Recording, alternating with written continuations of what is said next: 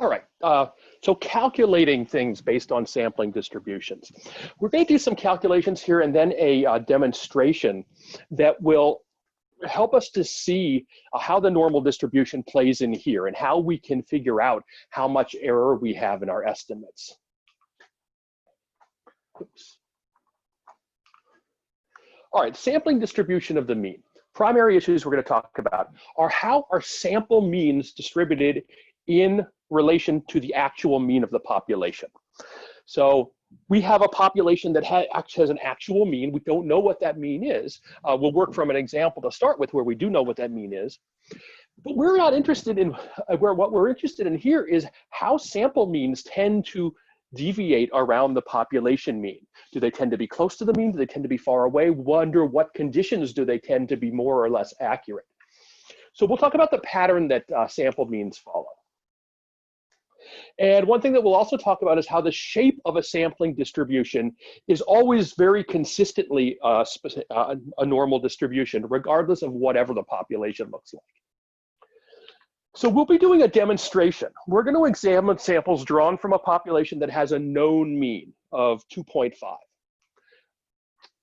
We usually wouldn't know the mean, but we'll start with an example where we know both the mean, the population mean, represented by the Greek symbol mu, lowercase mu, and the population standard deviation, represented by the Greek symbol, lowercase sigma.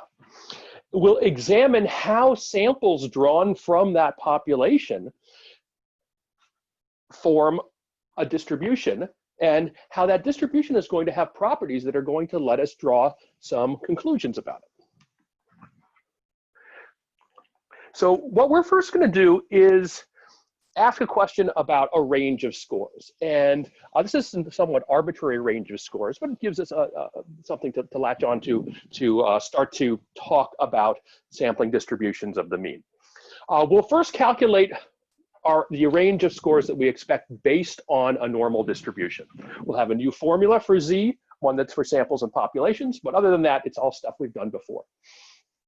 Next, we're actually going to draw samples and count up how many of those are in that range that we had just calculated. And again, I'm arbitrarily calling something accurate if it's within 0.3 points of our sample mean. And the question we're going to ask is whether the normal distribution actually predicts how accurate our means will be. Accurately predicts how accurate means will be. It's a little redundant. All right, now when we first talked about normal distribution, we talked about z-scores. We had z-scores for a single score, and that looked like this. But when we have a sample, more than one score, it looks a little bit different. It's going to be the sample mean minus the population mean in the numerator. And in the denominator, it's the population standard deviation over the square root of the sample size. Other than that, all of the other properties are the same. The z-scores, figuring out probabilities based on z, all the same thing.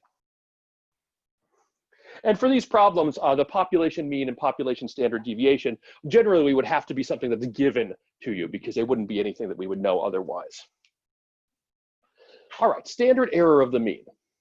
The standard error of the mean is simply the standard deviation of the population divided by the sample size, or the denominator of that z formula. It's also half of what we call the margin of error, which we'll get to in a little bit. Larger values will mean more error, that is, your means would be more spread out. Smaller would be less error, the means would be less spread out. They'd be closer to the mean of the population on average. And you can see the formula there. So the reason, just to step back for a second, why are we so concerned about means? Well, it's often means that we're trying to estimate. Estimate a mean versus what we would expect it to be. Later we'll see differences between two means in treatment control group type studies. So we're very often dealing with means when we're dealing with statistical inference, whether that's asking if a certain mean is different than an expected value or whether two means are different from one another. Those are kind of the primary questions that we ask with inferential statistics.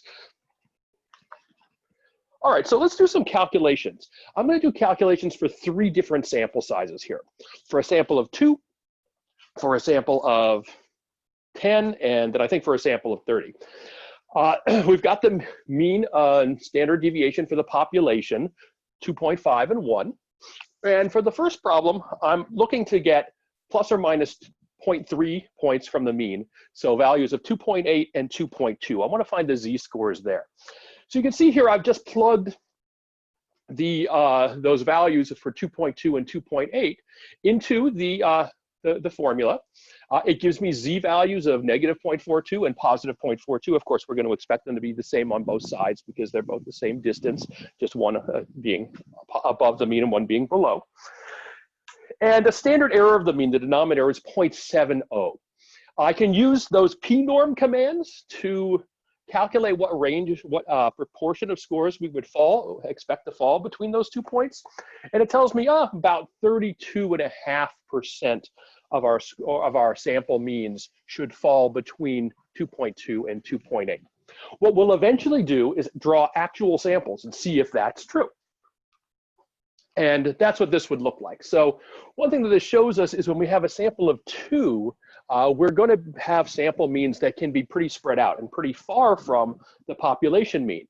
What is problematic there is that if you're likely to get a sample mean that's really off from the population mean, those sample means aren't really telling you with much precision what the population actually looks like.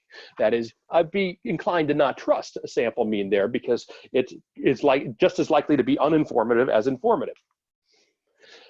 All right, same thing for n equals 10. You can see here that I've got z-scores that are a little larger now. So we're going to expect more area to be covered. Their z-scores are 0.95 and negative 0.95.